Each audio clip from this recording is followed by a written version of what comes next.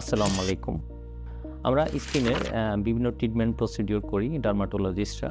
তার মধ্যে অন্যতম একটা ট্রিটমেন্ট হচ্ছে কেমিক্যাল পিলিং। যাদের স্কিন ডাল হয়ে যাচ্ছে, রাফ হয়ে যাচ্ছে, পেল হয়ে যাচ্ছে, স্কিন আপার ডেড সেল রিমুভ করার জন্য কেমিক্যাল পিলিং খুব ভালো একটি ট্রিটমেন্ট পদ্ধতি।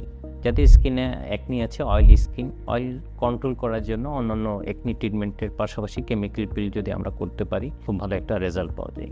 যাদের স্কিনে মেস্তা আছে তাদের জন্য এই ট্রিটমেন্ট খুবই উপকারী। যাদের স্কিন সানটেন হয়ে গেছে, রোদে যাওয়ার কারণে স্কিনটা ডার্ক হয়ে যাচ্ছে, তাদের জন্য খুব ভালো অপশন এই কেমিক্যাল পিলিং। কেমিক্যাল পিলিংটা কি?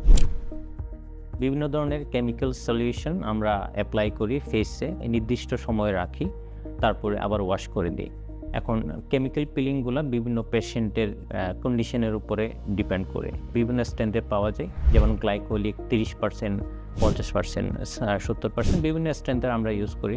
অবশ্যই একজন অভিজ্ঞ ডার্মাটোলজিস্টের মাধ্যমে এই কেমিক্যাল পিলিংটা করবেন, না হলে আপনার কন্ডিশন কিন্তু ভালো থেকে খারাপও হয়ে যেতে পারে।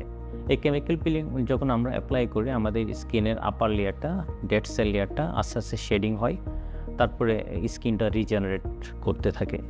আমরা 3 থেকে 4 সপ্তাহ পর এই সেশনগুলো নিয়ে থাকি। 4-5টা সেশন করলে স্কিনটা অনেক স্মুথ হয়, ব্রাইট হয়, গ্লোয়িং হয়, এবং আপনি যে সলিউশন, যে প্রবলেমের জন্য এই কেমিক্যাল পিলিং করবেন, যেমন মেস্তা বা একনি বা ডালনেসের জন্য ভালো একটা রেজাল্ট পাবেন ইনশাআল্লাহ।